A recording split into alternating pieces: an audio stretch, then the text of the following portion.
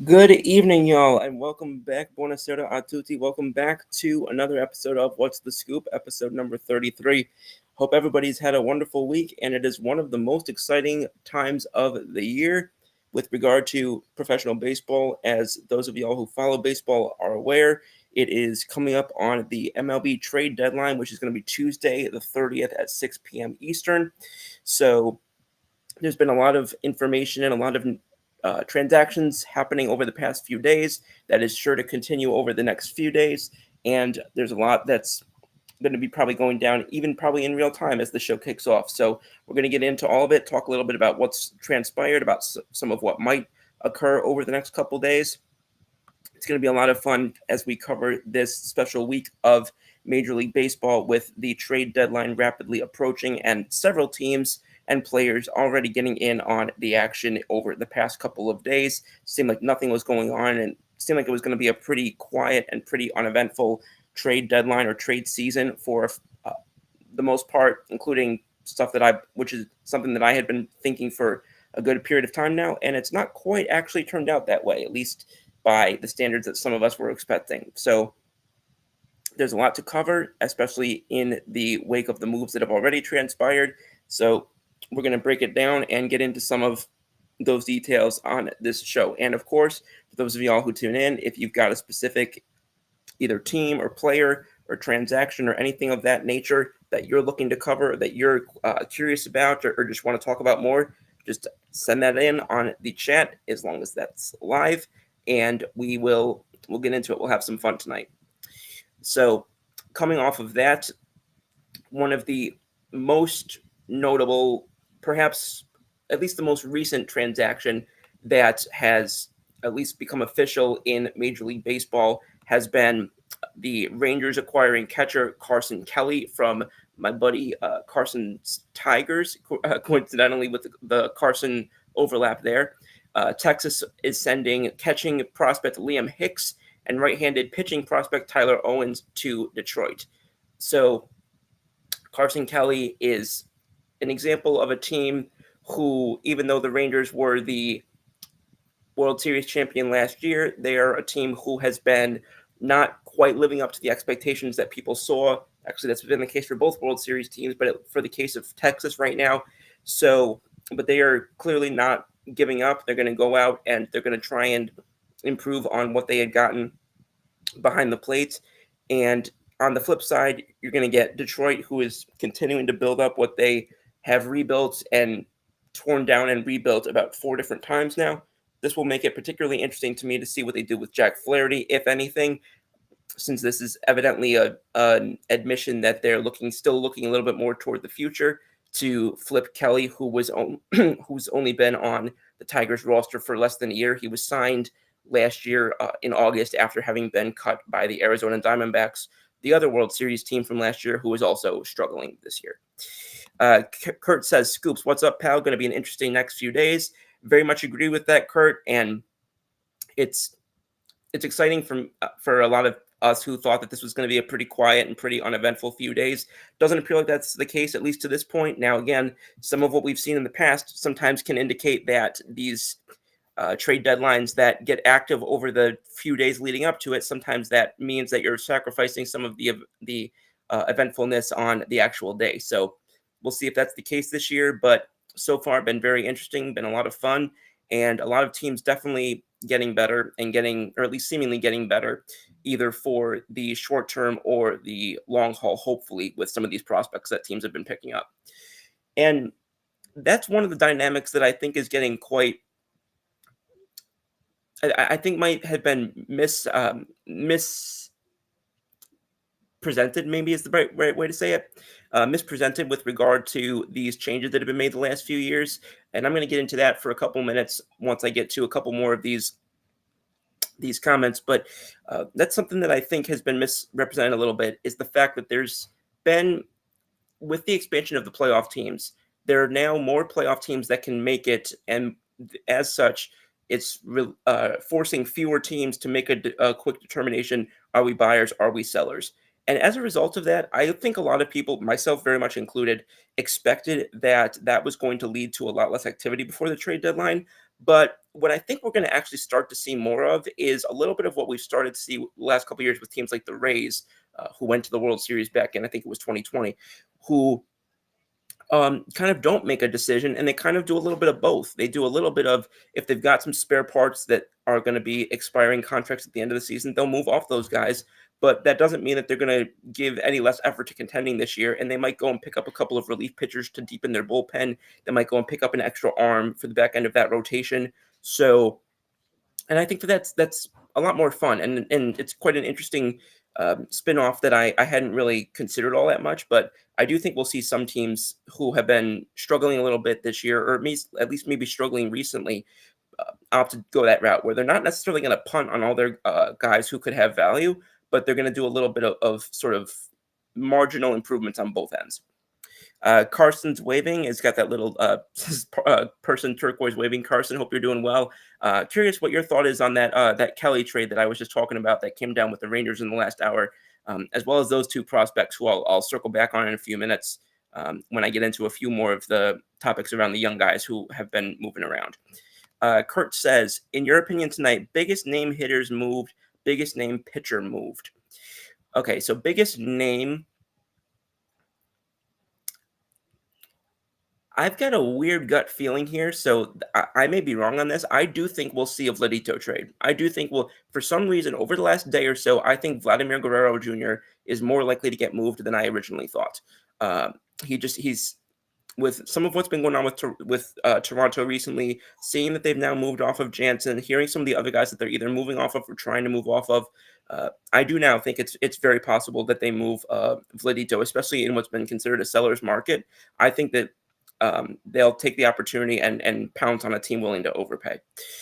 On the pitching side, I just don't see how even an organization as inept and as evidently just rudderless and clueless as the Chicago White Sox have been, a team that has been perhaps the most dysfunctional organization in baseball the past 5 years, a team that continues to find every possible way to mangle not only talent but rebuild and then attempts to contend.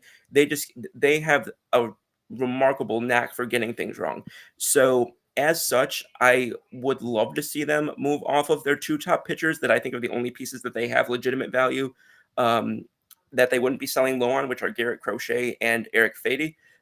Now, whether or not they will make those moves is to be determined, but I really believe that they should, because I think if you don't, and you just sell low on guys like Robert and Moncada and Jimenez, if they even do and can move off all those guys, I think you're just missing the point entirely for an organization and for a team that's rapidly becoming one of the historically bad teams in Major League Baseball.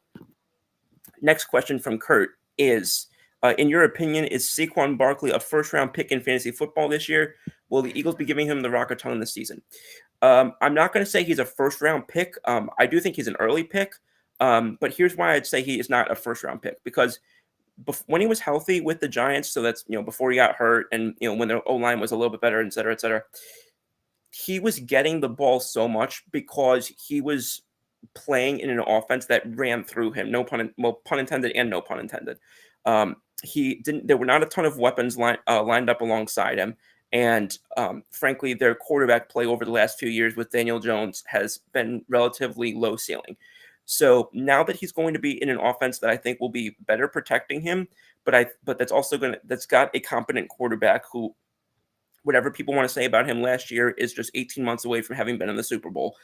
A team that has more weapons on offense with guys like Goddard, guys like Brown, guys like Smith. So I think that he's going to have I think he's one of those guys that's going to have more value on the field this year than he's going to have in fantasy, because I think he's going to have so many of those guys. I think he's going to get a little bit of the Joe Mixon type thing, where because he had Higgins and Chase and all those guys around him, his fantasy value took a hit, even though his value on the field was fantastic. As for will the Eagles be giving him the Rockathon this season, I do expect that that's going to be the case. I do think that they realize it was a mistake to shift away from, and this is something that you and I both talk about. I do think they realized it was a mistake to shift away a little bit from the way that they were playing not only with the the ground and pound, run the ball, play defense, not just that. I know that you and I are both advocates of that, but it's not just that. I think it expands beyond that to talking about, excuse me, to talking about the way in which, when it was the passing game, the way in which that was run. There was not a lot of motion, which is what of a lot of teams who are having successful offenses with a lot of those playmakers. There's a lot of pre-snap motion. There's a lot of there's just a lot of versatility, and there was none of that. And you heard coordinators and players basically come out and say, if as long as they did this or that, we knew what they were going to be doing. And I think those two coordinators are going to play a major role on, or in rather, the improvements on that. So I think that they will give him the rock a ton, but also keep in mind, I think it might be less than people expect, only because he's not a one-man show like he was in quote unquote New York, but really New Jersey. So that's my thoughts on that. Excuse me. That being said, I talked a little bit about the trade that had gone down with the Rangers for Kelly, and I talked a little bit about, excuse me, a couple of the big names on the major league side. I want to talk a little bit about a couple of the prospects that have gotten moved, because there's a couple of guys that have gotten moved who I think have, because they came in deals that had notable MLB players, I don't think that they got necessarily some of the love or the attention that they should have gotten. Excuse me. And the first one that I'm going to talk about is Double A, now Double A for the Colorado Rockies pitcher Bradley Blaylock, because again, somebody who I think did not get the attention that he deserves, somebody who has been really impressive to me throughout his minor league career as a starter. He broke through this year. His actually played in one game for the Milwaukee Brewers before he went over to Colorado. But prior to this year in Double A, he had very high strikeout rates, but those were balanced, but also having low walk rates. And he, aside from one season, or not even a season, a chunk of a season in Milwaukee last year at High A, he's not been one to much give up the home run ball either. Now, the one thing I will say is that this guy has really been, I don't want to say the word rushed, but in Milwaukee compared to Boston, he took from 2019 to 2023 to go from rookie to high A ball. And Milwaukee took him from high A ball and put him in the majors within, 20 starts between last year and this year. So they were a lot more aggressive with him. I would advise Colorado to continue that. Those of you who have seen me on Settle the Scores, you know the criticisms that I have of their player development system. You know the trepidations that I have about guys going through that double A and triple A there. So I'd be very curious to see if they do something similar with him and really turn him loose at the major league level this year, even if that's as a reliever, because I think that they really got something there with Blaylock, and I was excited to see that they picked him up in that Nick Mears trade. Mr. Ronquillo says, "Evening Scoop, good evening, Mr. Ronquillo. I hope you're doing well." And from what I was hearing, it sounds like your Broncos are pretty impressed with what they've been seeing and just all of that out of your guy Bo Nix. And again, you know that I was on the Knicks train pretty early with regard to the Broncos. So I hope that that's correct, and I hope that I hope that a lot of us who were on the pro Bo Nix train, sorry, a lot of us were excited about that, and I hope that we're proven right this season, because I don't need to talk about how much the Broncos could really use a exclamation point as opposed to a question mark at that position for the first time since Manning retired. Excuse me. That leads me to I'm going to kind of focus on for a second here. I've talked about a prospect that caught my attention, but a team that I got to keep giving my respect to. Every time we talk about teams that we think are going to surprise us, or teams that we think are going to outperform, or whatever the case may be when it comes to Major League Baseball, I have continued to give my respect, even when they struggle and even when they're not good on the field of the MLB level. I've continued to give them their flowers with the Tampa Bay Rays, and I'm going to continue to do that after what I saw the last couple of days. The Tampa Bay Rays went out and I don't think they're anywhere near done, but they've got guys like Pete Fairbanks, a very respected closer who I think is going to move. They've got guys who just moved today in Isaac Paredes. I was very shocked that the Chicago Cubs went out and got him. I was exponentially more shocked that Christopher Morel was a centerpiece of that trade. I think he's a very underrated young player. He plays third base, but he's played every position over the past or over the past year and a half. He's played every position other than first base, catcher, and pitcher. So he's played, some of the most valuable positions in the middle infield and center field. And he's also played both corner outfield positions as well as the hot corner. So he's a guy you can really move around there. And that's, Tampa Bay, that's one thing that they love is being able to be creative, being able to be flexible. That's one thing that Cash loves. That's one thing that, I know Bendix isn't there anymore, but Eric Neander is a big proponent of. So I think the Morel pickup was really solid for them. This is not taking anything away from how much I respect the Paredes acquisition for the Chicago Cubs, but I think that the Tampa Bay Rays, especially since that was far from their only move, they went out and they made another transaction just a couple of hours prior to that. I think it was just a couple of hours prior to that, where they went out and they traded Jason Adam to the Padres, and they got back 3 prospects there. Jason Adam was another one of their relievers, and they got the Rays got back Dylan Lesko, who's a right-handed pitcher, Homer Bush Jr., who's an outfielder, and JD Gonzalez as well. The fact that they got Dylan Lesko in this deal and still managed to grab 2 other prospects from a system that is not far off from having been extremely respected, all I can say is I'm extremely impressed.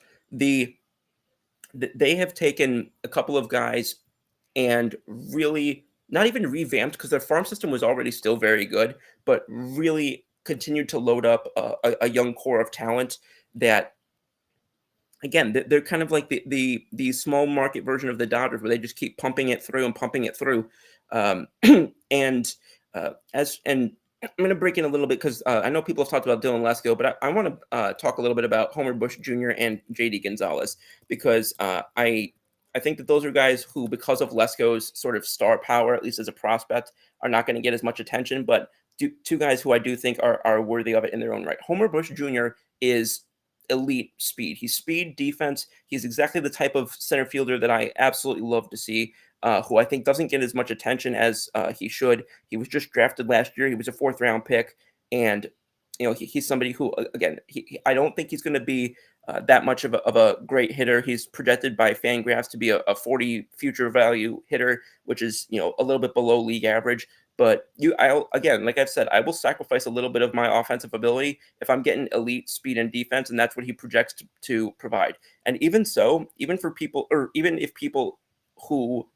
you're one of those people who don't buy in that much to his future as a hitter, he hasn't really shown a ton of shortcoming in that arm ever since he was drafted last year. He came up, he got a cup of coffee last year as far as Double-A in San Diego, and he had a 429 batting average, weighted runs created plus of 149, so he was 49% above league average, and he only struck out 6.9% of the time. That's only through 8 games, so it's obviously a small sample size, but a lot of those numbers, they took some regression this year, but they also are added by the fact that in 86 games at high A this year, he stole 43 bases. He steals 1 base every 2 games. So just because they got, again, I'm a Lesko fan for sure, but in my opinion, don't sleep on Homer Bush Jr. either. Excuse me. And then going back, talking about on the other side of that deal, talk a little bit about JD as well. He is, pardon me, JD is another piece who is a little bit on the younger side. He's going to come in and probably not be a major impact for the Rays over the next couple months anyway. But I think that the long-term vision here, and in terms of being able to maximize the future at an important position such as catcher, is a really smart play. I'm a big, people say get shortstops wherever you can. I think you also get catchers and center fielders wherever you can. And this is just another classic example of a team like the Tampa Bay Rays going out and doing that. Now, JD Gonzalez, again, I mentioned he's young. He's not even 19 years old yet. Is another guy who's actually just drafted around before Bush Jr. last year. He was in the third round last year, and he's only played at high A this year. He's only played 48 games. I'm sorry, at A ball this year. He's only played 48 games. Now, he has not shown anything offensively since being drafted. He's got a decent walk rate, but he's shown very little else offensively. And that's a little bit more, his power is a little bit more of his calling card. There's people who really like his swing, but he's not got a great presence at the plate yet. And he's projected to be an average catcher. So there's not really a ton of discourse that I've seen that revolves around his a concern about his ability to stay at catcher long term. So that's going to add to his benefit to his profile. But I mean, this is somebody who was slotting in at 60th just in his organization among prospect rankings. Again, that number is according to Fangraphs. So I think this is very much a lottery ticket. But again, I'm a fan of taking lottery tickets, especially at particular positions, and catcher is definitely one of them. Mr. Ronquillo says, thoughts on the Yankees trade of Jazz Chisholm for Yankees minors that leads prospects to the Miami Marlins?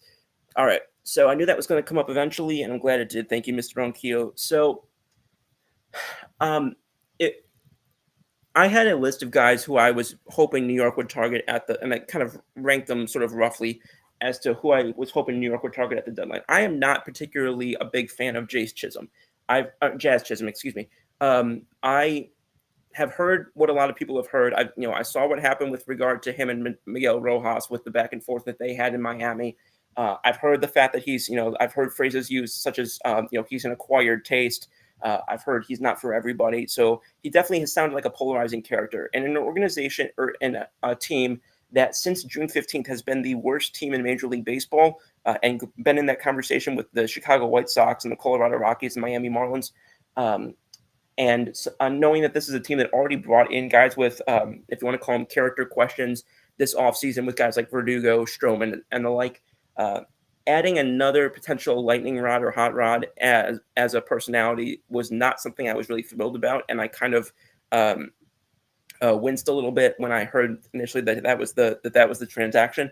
However, the package was only fronted by Augustine Ramirez, and he's not one of the guys who I looked at. Now again, the farm system for the Yankees is kind of considered to have multiple tiers to it, where you've got Jason Dominguez and Spencer Jones, then below that you've got Will Warren and Chase Hampton, and then it kind of drops down from there.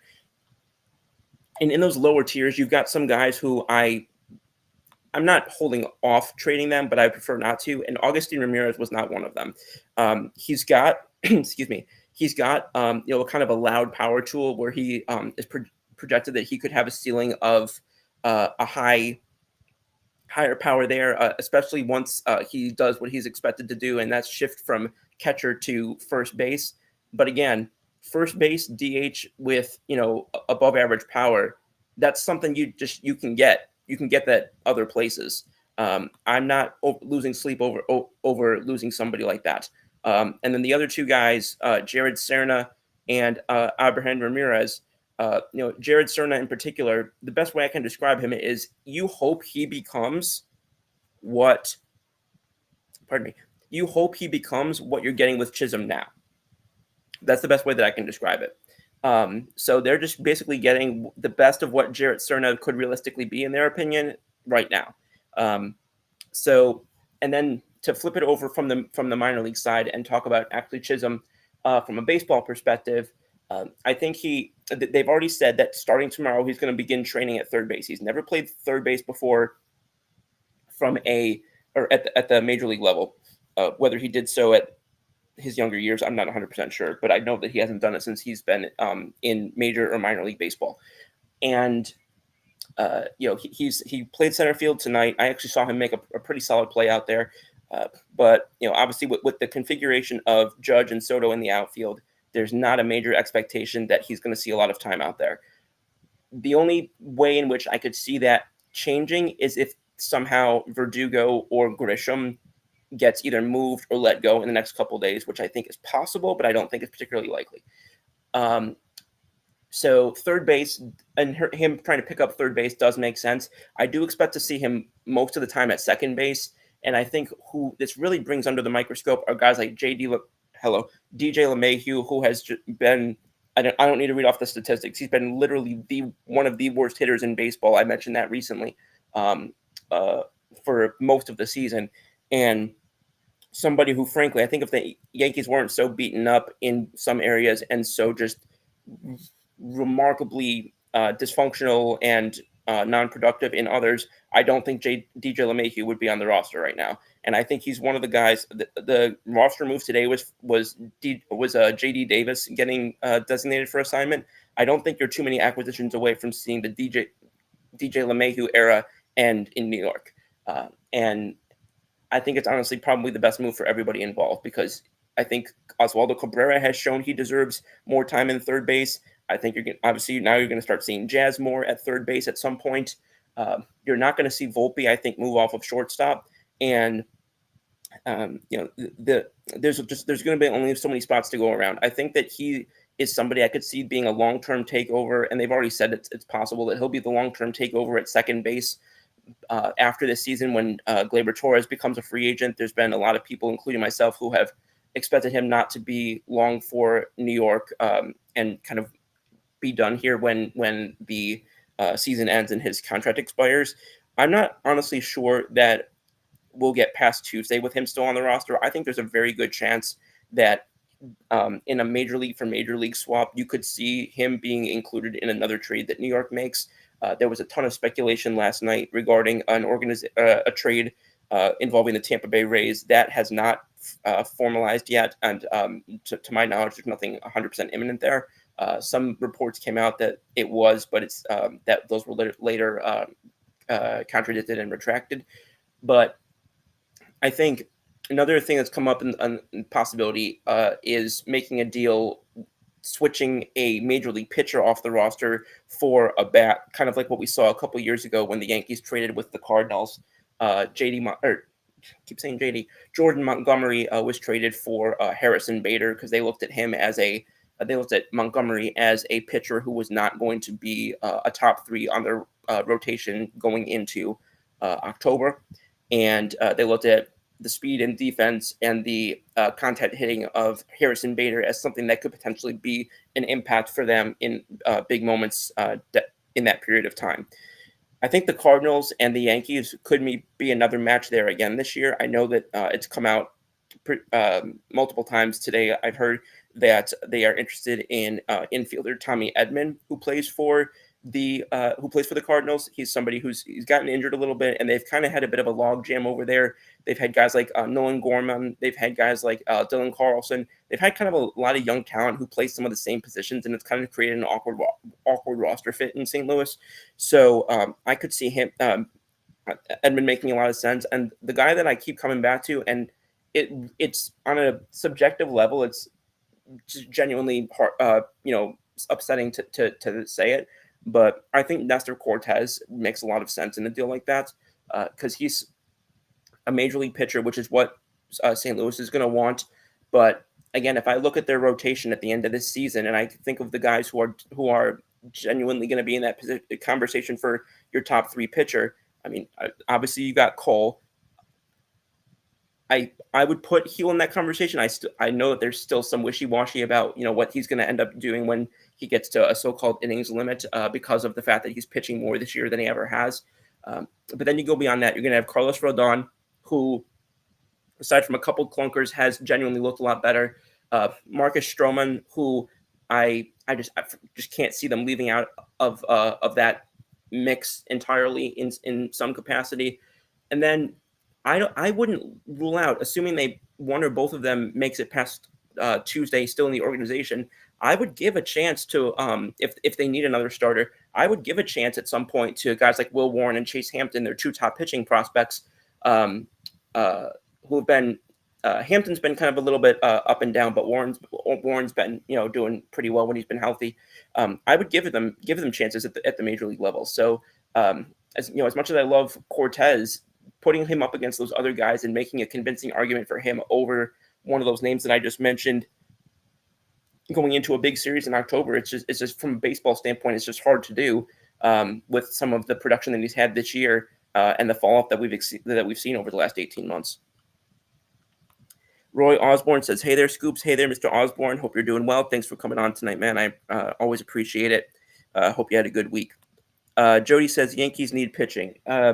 Yeah, I think that's pretty concise and fair thing to say. I mean, anybody who watched last night's game between New York and Boston, it just I had said recently that New York and Boston games for several years now have kind of lost their sheen in terms of the rivalry. I think it all was made up for in just that one game last night. The lead changes. I lost count of how many times the lead changed, but you looked and it was 3-0 New York. Then it was 3-3, game tied. Then it was 4-3. It was 5-4, 6-5. And then the ultimate score ended up being 11-8 with New York winning. But even that came down to the very end, and it was a thrilling game. And in fact, got to give them credit. It didn't end up going in their favor, but Boston's outfielder Abreu, I think is Willier, I think is how you pronounce his first name, made one of the greatest attempts at an outfield diving over the wall catch that I've ever seen. It was just I recommend going back and looking at the video if you can, because just watching that, I was just like, and obviously from a New York standpoint, obviously it worked out for them that he didn't catch that, but even if he hadn't, it was one of those like, how can you be mad at that? That's just something that you just will rarely see on a baseball field. Jody says it's time the Yankees move in. Obviously move on from Cashman and Boone. Again, I'll say what I've said probably 20 times on this show, which is just, okay, I want to see, I want to talk about who the alternative is that people are suggesting, but also which one of them is going to go out and suddenly, unless Boone's going to, agree not to play basketball this time and then go out and play third base for us again. I don't really see where the how this suddenly automatically makes us better just by firing Cashman or just by firing Boone. I don't see how that suddenly makes us better. Excuse me. And there was actually been a lot of people who, including myself, who have been more critical of Cashman than we had been in the past. But then you look at a way that something was played, like the Jazz Chisholm discussions, and just some of what happened behind the scenes there that was later reported in the New York media. So I'm willing to give him past this deadline anyway. I mean, obviously nobody's going to make any moves in a catcher and a GM in this position, over the next 2 days. The thing that fans have to remember, well, fans of the Yankees and other teams, it's been a disastrous last 6 weeks, and and when it gets to that point, everything has to be on the table. Everything has to be at least, considered. You can't leave any stone unturned. That being said, for as dog water as this past 6 weeks has been, this is a team that is within 2 games of first place in their division. This is a team that, for as terrible as they've been, they are right in the thick of both the division race and the playoff race in general. So I think it's the conversation, I think, should be about, what do we do if it gets any worse? The conversation should be about, how do we make sure it gets better, not just that it doesn't get worse. We need fans. It's so funny to me because, and then I'll hear people say, that the Yankees don't let guys ride, the Yankees don't let guys develop, and in a lot of cases with regard to things like prospects, I agree with that.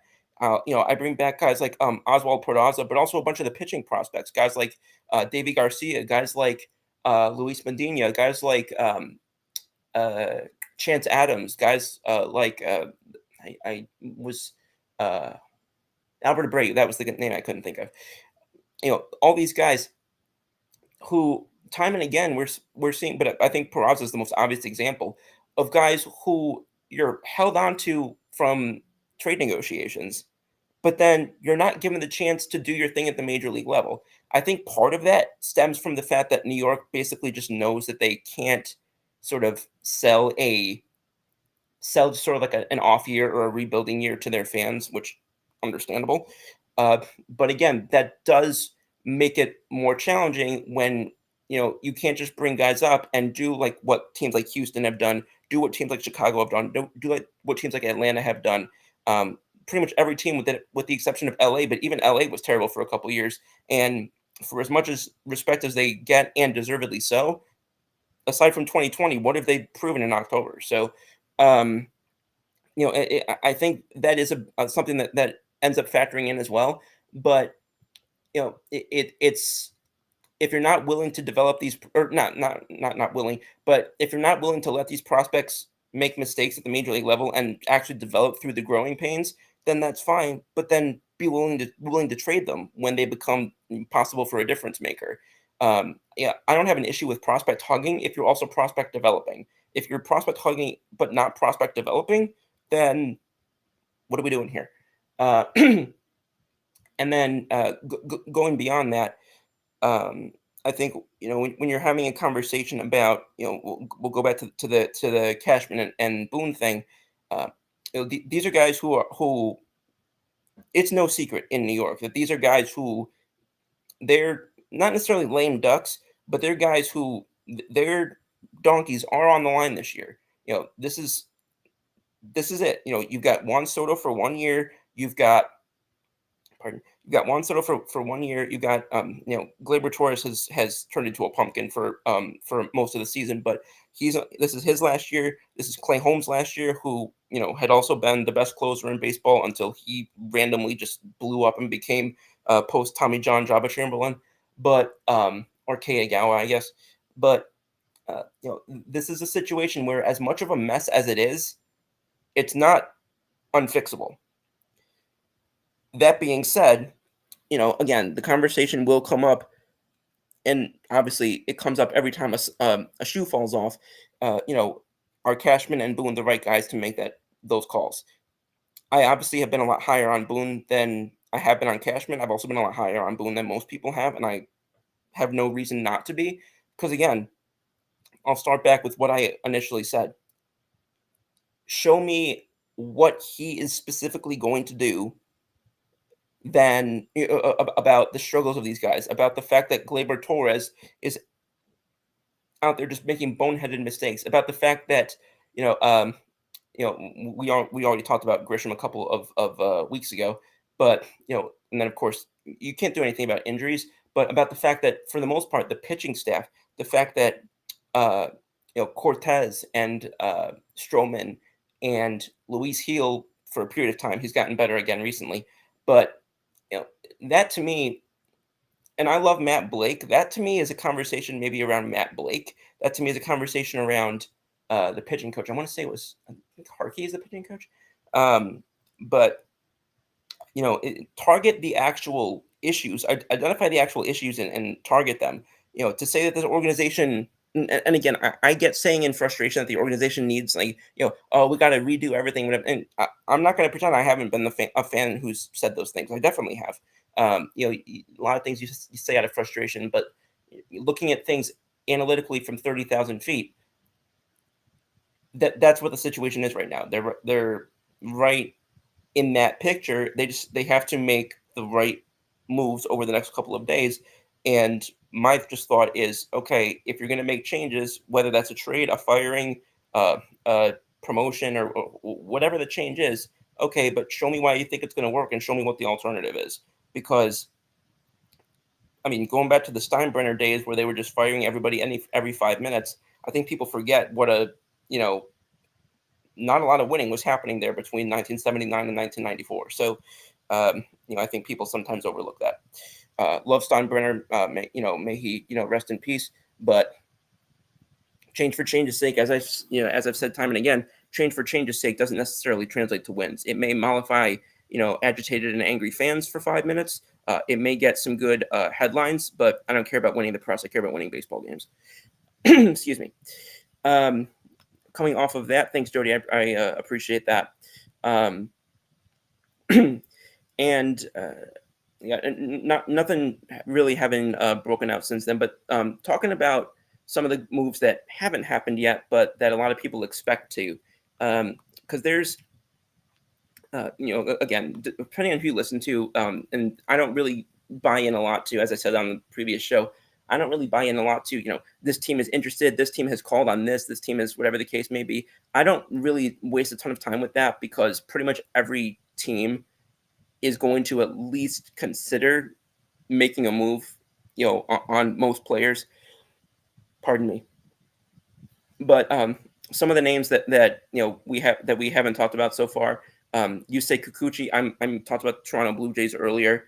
Yusei Kikuchi is somebody who's considered the best rental starter who might go this week if Jack Flaherty does not go from Detroit. Another guy at the Yankees I know had been connected to would be a reunion with Jameson Taillon, who's been pitching in Chicago. Although I don't know if the Isaac Paredes deal today suddenly flips that on its head, and if they suddenly decide not to move Taillon, again, that's something that's just not clear right now. After that move, they could do a little bit of what I discussed earlier with that whole kind of splitting buying and selling. So I wouldn't rule that out entirely, but he is that is something that I know has been in discussions.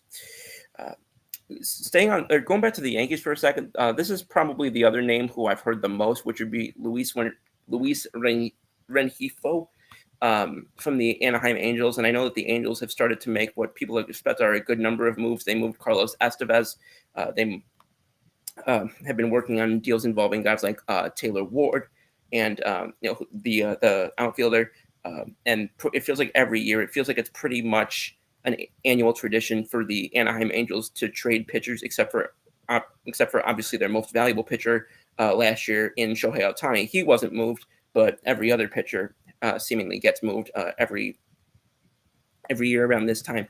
But Rengifo, in terms of the infield situation that a lot of people talk about with New York, and again, I don't know if this is even still in play with regard to or after the deal that was made with Miami for Jazz Chisholm, but if it is, I'm not seeing what a lot of people are seeing with Rengifo. He doesn't strike out a lot, and that's pretty much all he gives me. He is remarkably below average when it comes to getting on base, slugging, fielding, taking walks, range, speed. Again, I'm glad that he doesn't strike out, but I would rather have a guy who strikes out a little bit more if he can give me at least a couple of those other things. Like literally all he gives me from everything that I can analyze, in front of me and everything that I can, get my eyes and hands on. The only thing he gives me is not striking out and occasionally running into one. But as they say, you know what they say about blind squirrels and nuts. So just not a move that would really make me excited at all. It was talked about quite a bit, and there's one of several things that I hope the Chisholm deal does allow for. And again, as a Yankees fan, I was medium happy, I guess I would say, or cautiously optimistic about the Chisholm deal, just based on who Chisholm is. The two things that I will say that I didn't mention before about that deal that are positives for me is one, both Derek Jeter, who was instrumental in bringing him to Miami in the first place. He spoke very highly about Jeter with regard to when the Yankees spoke to him during the trade discussions. He was instrumental in him both going to Miami and then ultimately him ending up in New York. And CC Sabathia responded in a positive and excited manner that I cannot repeat on air when questioned about the possibility of the deal himself. So the fact that those two guys, who are highly respected Yankees in recent years and decades, both gave sort of like their thumbs up on this deal, that those were a couple of things as well that made me a little bit more optimistic on the matter. But yeah, Renjifo's not doing it for me. Guy whose name came up, who I would probably look at a little bit differently, is someone like Jonathan India. Now, he doesn't strike out as much, but he kind of is the antithesis because he offers me almost everything else. He gets a good batting average. He's at least above average fielder. He doesn't have a huge power bat, but New York doesn't need that. He doesn't chase all that much. He doesn't whiff all that much. He takes his walks. And again, above average fielder. Doesn't have the best arm in the world, but you kind of don't need to when you're playing sort of not just the position, but the style and defense that he plays. He's been pretty consistent throughout his career as well. There hasn't been a lot of volatility up and down in his first 4 years in the major leagues. So Jonathan India, if he becomes available, and if New York still wants another infielder, which I have heard that's what they're targeting now, is another infielder and two pitchers. That's somebody that I think makes more sense and a better fit. Jody says, Jazz, in my opinion, does nothing but allow you to give Soto and Judge days off. I mean, he does do that. I wouldn't go so far as to say that's all he does. Excuse me. He definitely provides base running and defensive ability that some of the other guys were not, either just because of regression or because of that not being in their game. He definitely is not the hitter that he was in his rookie season, and I don't think they're necessarily relying on him all that much. Again, I've said repeatedly, what I rely on for guys up the middle in particular is, again, the base running, the fielding, and the ability to hit at least, at least for average, hit average, and and provide big ups on all those other things. And that is what he profiles at this point. I do, and again, we can't forget that going back to, I referenced sort of a private or anonymous survey from players a couple of weeks ago, and I mentioned a couple of different topics from that. One of the questions was, who is the most overrated player in baseball? And a lot of players did say Jazz Chisholm. So I do also want to caution Yankees fans that I'm not, sitting here, pounding the table. Oh, we got Jazz Chisholm. Oh, this is, going to secure the 28th ring. No, that's not what I'm saying at all. And again, I'm approaching this with, at best, what I would consider cautious optimism. But I do think when you look at what New York was dealing with LeMahieu, when you look at what they were dealing with Torres, when you look at, pardon, when you look at the fact that they had the injury to Rizzo, so even first base, which looked locked down for a while. Ben Rice has obviously had a very good start, but he's also had some inconsistency and some struggles as well, as you'd expect from a young player. So I don't think that adding a guy who can play several positions up the middle and offer those qualities from his game is in any way a bad thing, especially because they did not give up all that much compared to what I would have thought that they would have had to give up. So again, it's a move that I like. I don't think it's going to make the difference for this team by any stretch. Do I think that they're better now than they were 24 hours ago? Yes, but I think it's something that has to be an appetizer as part of a larger main course. For example, if we're talking about the trade deadline and we're talking about it as like a Thanksgiving dinner, this has to be like the cornbread, this has to be the rolls, this has to be the cranberry sauce. It's got to be something that's going to add to something bigger. He cannot be the turkey of this week. And if he's the turkey of this week, then the one who really looks like a turkey is Brian Cashman. Go the Joa. Jody says Josh Bell, get him to play first base. The Marlins released him. Yeah, I don't know what it is about the Yankees and the Marlins loving to do business with one another. I know that they love to do it when a lot of the former Yankees were up in that front office. They had Denbo up there, but obviously they had Jeter, Kim Ng, etc. But a lot of those guys have since moved out. But it appears that the affinity for dealing with one another is still there. I have not heard anything connecting New York to Bell at this point. Now, I do want to caution about one thing. The initial report that he was removed from the roster is not accurate. He was placed on waivers, which typically does come with being removed from the roster. However, what the Marlins did is place him on waivers. And basically what this is doing is it allows him to be taken by another team and just assume his contract. So basically, instead of getting something back, the Marlins just choose to let the player walk to another team and be rid of his contract, which is a lot of what used to happen. Like, for example, that's how your guys originally, that's the process that typically teams use to do, like what your guys did when they got Verlander several years back.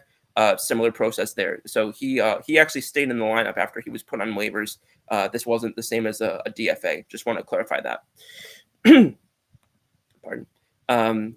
As for what I would think about him going to a team like New York with regard, to I don't know if I would say fix the first base issue, but to kind of be at least somebody who can fill in there since obviously Rizzo had been struggling and then got hurt again.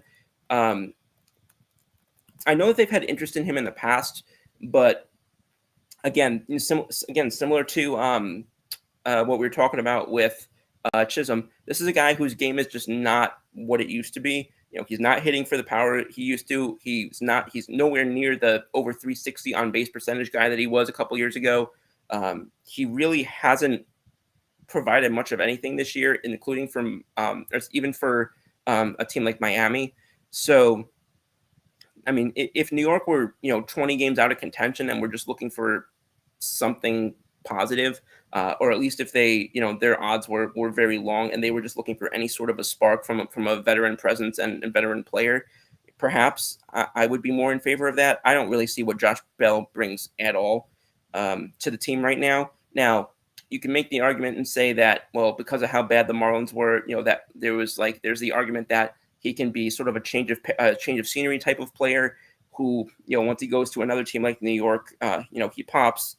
And once he's out of like that, sort of like that, I don't want to call it a losing culture, but at least a losing clubhouse that they've got down there in Miami right now. Some of those things turn around.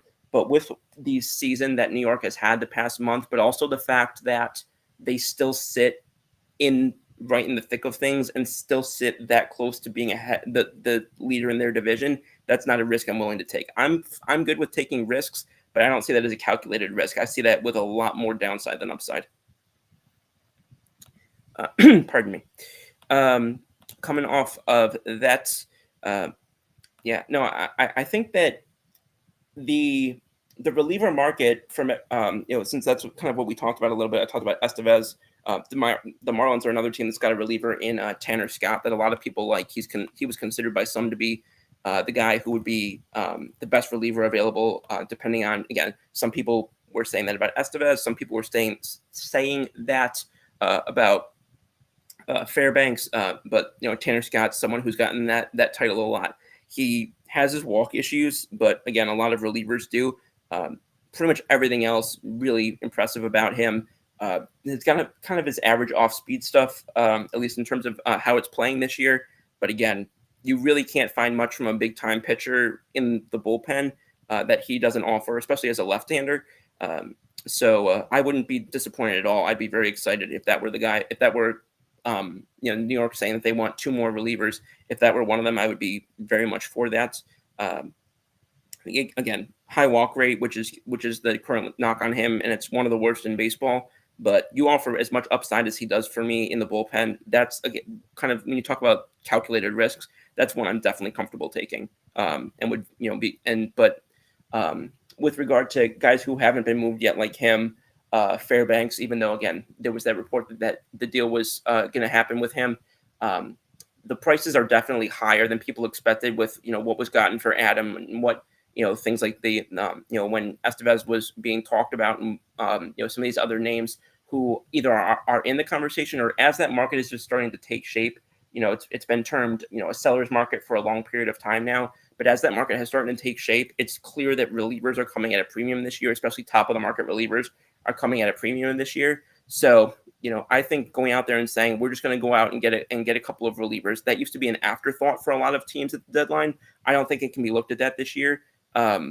I think you're going to see some teams really have to stretch a little bit more than you normally would like to see, than they would like to, in order to really go and get a couple of these more notable arms into their organization and into their bullpen. I don't think that these are guys that you're just going to see some lottery tickets floating around for. These are going to be pinching some farm systems, especially some of the ones that are less deep. But again, you have to give to get, and there's only so much disappointment you can have. Again, I'll reference a Yankees case. There was a report earlier today from, I believe it was Joel Sherman, who is, in my opinion, one of the best especially when it comes to covering the Yankees. That the Yankees in particular are a team that's looking to probably have to get a little bit creative this year, because again, they have traded a lot of their prospects the last couple of years. They've had guys that lost value due to injury or regression or one thing or another. And then they did just give a couple of guys, again, not their top guys, but they did just give a couple of guys in that Miami deal. Jason Dominguez is the one name that he, which is right in lockstep with what I've heard. He is not being moved. They want him in the organization. That he could be on the major league roster as soon as early August. So he is not somebody who you can expect to wear another uniform by the end of this week. Spencer Jones, George Lombard, who was a recent first rounder, even though he struggled a little bit after getting into games. Guys like Will Warren, Chase Hampton, I would probably say in that order, descending chronologically. Those are guys that they definitely don't want to move. And for a while, Spencer Jones was considered what you would probably call untouchable. Not what I've heard recently. They definitely really want to keep him, and they have no intention to trade him. My understanding, if push came to shove, and he could make the difference between you're getting this guy that you believe is going to be a difference maker in October. If he's a difference between getting that or not, I think that they would ultimately capitulate. But again, one thing you can say about Brian Cashman is he may not trade some guys that when people think he should trade them, and and things of that nature. But this is a guy who a lot of times has not only not gotten cheated on deals, but he's given up less than people thought he should have to, and it's worth it, and knows where and how to get value. So with regard to that, I think that he is probably going to play the game like he usually does, which is he's probably going to keep some guys off limits one thing or another. I don't think that, with the exception of Dominguez, I don't think that anybody who he and the front office perceive as true difference makers, not down the road, but this season. I know that they were excited to get Jazz Chisholm for not just this year, but the next 2 years. I think that it just happened that way. They understand this is a year that they have to capitalize on. Because again, you have to operate as if you don't have Juan Soto next year. I know fans don't want to think that's going to be the case, and I frankly don't think it's going to be the case. I do think Juan Soto will be back in New York, but at this time he's not under contract, so you have to operate like he's not going to be there, and that means you have to treat this year all in. So I don't think, with the exception of Dominguez, I don't think you're going to see any of those guys, even Spencer Jones or Lombard or those two pitchers or Arias or anybody. I don't think you're going to see this year have the same level of we're not trading these guys. And I am saying that not only from my own opinion, but from some of what I'm seeing, if you want to call it reading the tea leaves as well. Jody says, if the Astros get a starting pitcher along with getting JV, Luis Garcia, and Tucker back, we're the favorite, in my opinion. The only reason I'm reluctant to either agree or disagree with you on that is just because we don't know what the landscape's going to look like in 48 hours. Or what would it be? 42 hours, I guess it is, if I counted that correctly. I don't know. But 6 p.m. on Tuesday. But in that situation, I think that, again, I'd have to see I have to see what the Mariners do. I have to see, does what the Rangers did lead, to anything bigger? Do they try and double down on last year? I want to see what other teams look like at that point. I am not in any way ruling out. Again, I've been somebody who's been saying you can't fall asleep on the Astros the entire season. But I'm not going to make any sort of projections or predictions or anything like that with regard to who I think is the favorite or who's going to win this or that. I'm not going to do any of that until I see what rosters look like 2 days from now, because so much can change. So much usually does change. So next show, I might venture into those waters, but I will not be doing so at this time, just because, again, there's way too many question marks. New York, yes, but with the Mets. Again, I'm sure you can never count out Steve Cohen on anything, and I do think I have said I do expect him to financially go balls to the wall this offseason in free agency. I think he has to in some respects, but again, I don't know. I shouldn't say I expect at this point, because that you can't expect anything, but I do believe that Soto ends up staying with the Yankees. I think the Mets are going to very much, be in contention. If he gets his first $500 million offer, I wouldn't be surprised if it came from Steve Cohen. If he gets his first $600 million offer, I wouldn't be surprised if it came from Steve Cohen. But again, there's something about familiarity, something about, this is why guys, or why teams take chances even on guys at the deadline before they become a free agent 2 months later. Is, they think that every advantage you can have helps. And if, Soto's, out there this year, if they're able to have a strong finish to the season, and that comes with other positives both on and off the field in New York. I know that money is going to talk, but I wouldn't be surprised if, all things being equal, he did favor going back to New York, as long as, there was no significant change in how much quote unquote respect he was being shown. Um, Financially, in his mind, and in the mind of, obviously, the one and only Scott Boras, who, as much as I criticize him sometimes as a baseball fan, I do respect as somebody who wants to go into sports law. All right, we are ticking past the buzzer, just past 1 hour. Couple things I just want to talk about real quick. Next Sunday, August 4th, as of now, expect that this show is going to run as normally, same time and all of that. This coming Thursday, at the evening time for Settle the Scores. At this time, Settle the Scores is not going to be continuing to be in production. We're not going to continue to have that show on Thursday nights. There's some sort of different, like, reprogramming discussions we've got going on, and kind of reconfiguring some things for the future with regard to things with RMSN, and some of the stuff that connects to K&K as well. Those discussions are always going on, and I'm sure we'll have some exciting updates hopefully soon. Just want you guys to know that as of now, that will not be in the lineup weekly. So just wanted to get that announcement out there for the, I think what I'm pretty sure is the first time. That being said, we are just now, it's 10:12 p.m. on the 28th. The deadline is 6 p.m. on the 30th. So I expect a lot to happen in the next less than 2 days. And as a Yankees fan, obviously I'm very excited. As a baseball fan, I'm very excited. We already got a move that nobody saw coming with Paredes going to Chicago. We're already seeing a lot of excitement with, man, I can't believe that these guys are going for that much with regard to bullpen arms and such. So this is definitely going to be a fascinating deadline over the next couple of days. I'm looking forward to following it with a lot of people that have been continuing to tune in these chats. Excuse me. And keep an eye out. I'll be definitely sharing my thoughts on a lot of these moves as they transpire. I'm sure you'll be seeing a lot of live reactions from me, and a lot of follow-up reactions from me. And we'll have a lot to break down on this show next weekend on What's the Scoop, Sunday night, same Scoop time, same Scoop channel.